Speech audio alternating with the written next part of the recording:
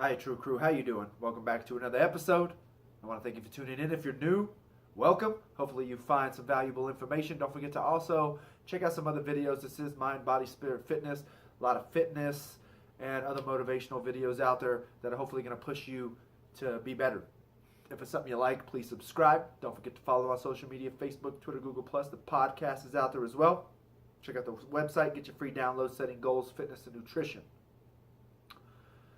So, coming at you today with a quick video on why or when text messages and emails should never be sent.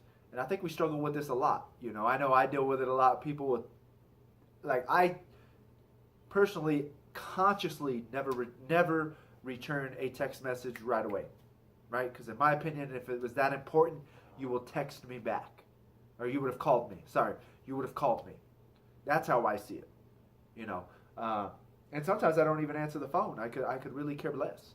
I'm doing something else that's more important that doesn't deserve to take my attention away from it.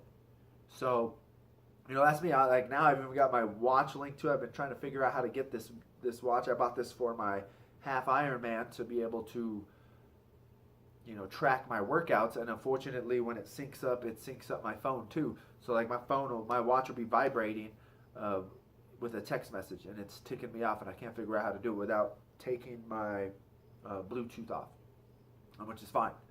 But I take pride in not returning text messages right away. It doesn't matter to me. I've got other things to do in my life. And in reality, that's just the only way that people are communicating nowadays. And then we wonder why when you get out in a social situation, you are struggling to conversate with people, talk with people, connect with people, and that happens because of the text messages and the emails. Now, I understand there are certain things where certain times where, yes, it is valuable to just send a text or an email, right? But if you think about it, when it comes down to it, if you have a wedding or some important party goes on, what do? You handwrite a thank you letter after a wedding, right? Thank you for attending. Thank you for this. A funeral, you send out thank you cards. Thank you. Or maybe that's just an older type thing. I know when I was younger, for my high school graduation, my mother made me handwrite cards and send them out. When my uncle died, or when my father died, we were at my aunt's house, and she wrote the cards, but we sat there, thank you, blah, blah, blah, blah. You just do those things, right? And I was listening, I think the guy's name is Simon Sinek, something like that. If you haven't checked him out, check it out. There's a lot of great videos out there. You've probably already watched them. But one thing he brought up, and I think it's a great rule of thumb to follow, because like I just said, if your son graduates or your daughter, you send out thank you cards. You get married, you send out thank you cards. You send out thank you cards. For birthdays, you send a card, right? And I think his one rule of thumb that he brought up that I thought was really important is if it's an emotional question, or it deserves an emotional response, or it will trigger somebody emotionally, you should never email, you should never text message. You should always have an actual conversation, right? And I thought that was brilliant.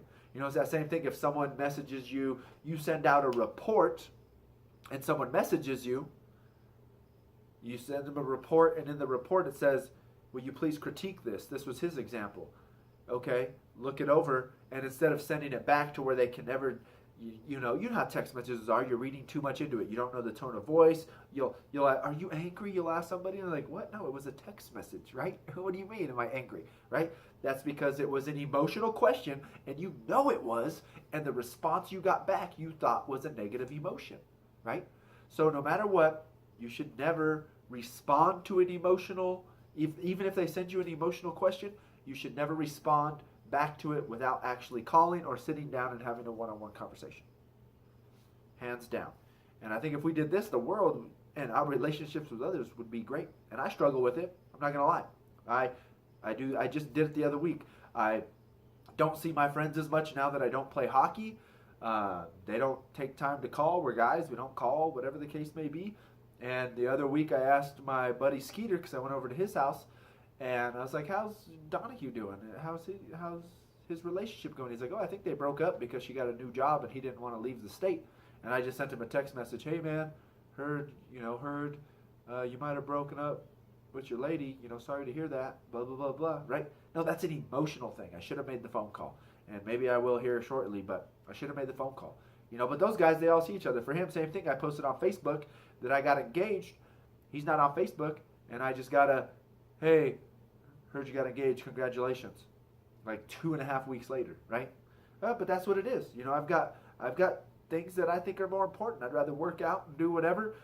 They would rather play hockey once a week and call that exercise. I'd rather exercise 4 or 5 nights a week, call it good. I have a client that I train, clients that I train every morning at 5:30. I'm not going to go play hockey at 10:30 at night. Why? Because by the time I get home, it's midnight. I've got to be up by 4:30, 4:45 to get ready to go train my client at 5:30 in the morning. None of those guys get up at 5:30 in the morning. They might now because they've got children, but they just, 2 of them just had babies. But I'm up at 4 in the morning every day. Sorry, I'm not going to be playing hockey at 11:30 at night. That's just not me, And that's what I've told them too. Hey, if y'all ever want to go outdoor and play, let me know. I'll gladly go outdoor and play with you.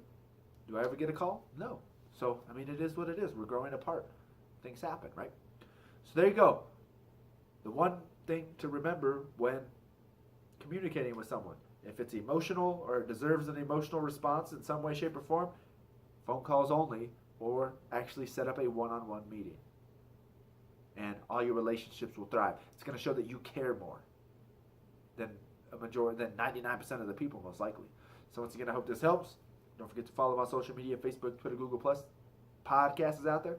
Subscribe to this channel. Share and like these videos.